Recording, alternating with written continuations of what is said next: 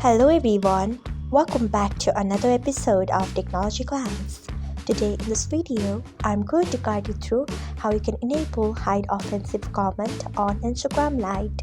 So let's get started. Firstly, open Instagram Lite app in your device. Then tap on your profile icon if you haven't.